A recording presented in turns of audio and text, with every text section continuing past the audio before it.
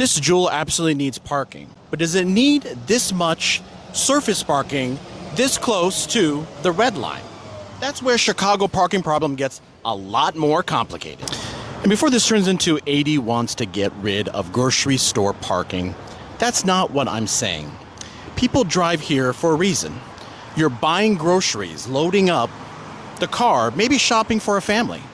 Parking has a real purpose. My question is whether every square foot of this lot is still the best use of land this close to rapid transit. Because in a neighborhood like this, the same piece of land could also support housing, more retail, wider sidewalks, or a better connection between the street and the store.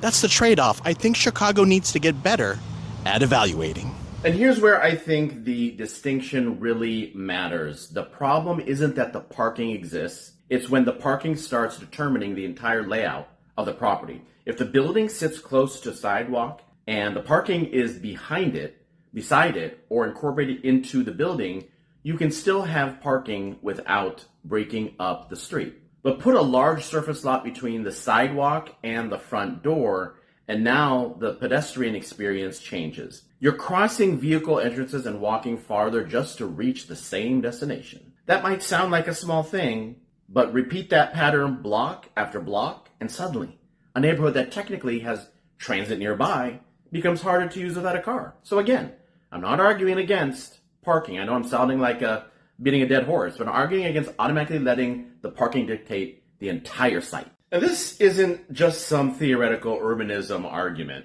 Chicago has already started moving away from the idea that every new development near transit should automatically be required to provide a set amount of parking. The city expanded parking flexibility through its transit-oriented development rules, and the 2025 City Council went further by reducing minimum parking requirements for certain projects near CTA rail and bus service. That distinction matters. Chicago didn't ban parking. A developer can still build parking when the building, residents, or customers need it. What changed is the assumption that government should always force the same minimum amount, even in a transit-rich location. And I think that's the smarter direction. Keep the parking when there is a reason for it, but stop treating every site like it has the same transportation needs. So what does using the land better actually mean? Sometimes it could mean a smaller surface lot. Sometimes the parking goes behind the building instead of separating the front door from the sidewalk. On a larger project, housing or offices could sit above the retail, while some parking is incorporated into the building. And then there are places where a big surface lot might genuinely make sense. Home improvement is an easy example. If you're buying lumber, drywall, or a bunch of heavy materials, yeah, the car or truck matters a lot more. A grocery store also needs to accommodate people buying more than they can reasonably carry. This is why I don't like blanket rules in either direction. Zero parking everywhere makes no sense to me. But assuming every transit-rich site needs a giant surface lot doesn't make much sense either. The better question is, what does this particular use actually need, and can we provide that parking while letting the rest of the land do something more productive? And with housing, the trade-off gets even bigger. Parking takes space, and building parking costs money. So when part of the transit-adjacent development has to be devoted to parking, that's land and a project cost that can't simultaneously go towards another apartment, a larger unit, retail, or something else in the building. Again, that doesn't mean zero parking. A buyer may want a parking space, a renter may need one. I work in real estate, and I know that parking can absolutely matter to the person choosing a home.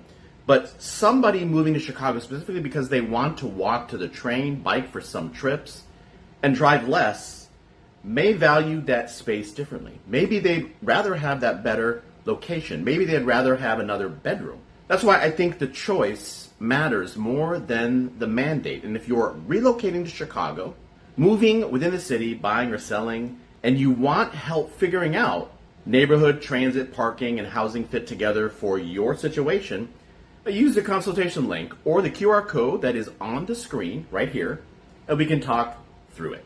So So if I'm looking at Chicago parking lot, and I think there are three questions worth asking. First, what are people actually doing here? Grocery shopping is different from living in an apartment next to the L, and both are very different from buying lumber at Home Depot. Second, what transportation choices already exist around the property? If the train is a block away and several bus routes are nearby, that should matter. And third, what are we giving up to provide the parking? If a lot is heavily used and serves a real need, fine, keep it. But if we've got a huge amount of asphalt sitting next to the rapid transit, that isn't doing much most of the time. Maybe the land can work harder. That's not anti-car. To me, that's just treating valuable Chicago land like it's actually valuable. So no, I don't want to get rid of every parking lot in Chicago. Some of them are necessary and some businesses probably couldn't function very well without them. What I want Chicago to get better at is asking whether the amount of parking and the way it's designed actually makes sense for the location. Near good transit, we should at least be willing to question whether all of that land has to remain surface parking forever. Maybe the answer is yes. Maybe the answer is less parking. Maybe it's the same number of spaces designed completely differently. That's a much more useful conversation than cars versus no cars. And parking isn't the only boring looking rule that has a huge effect on what Chicago can build. If you want another example, watch my video about the simple staircase rule blocking certain apartment designs in Chicago. That one is getting another rule most people never think about until they see what it actually does.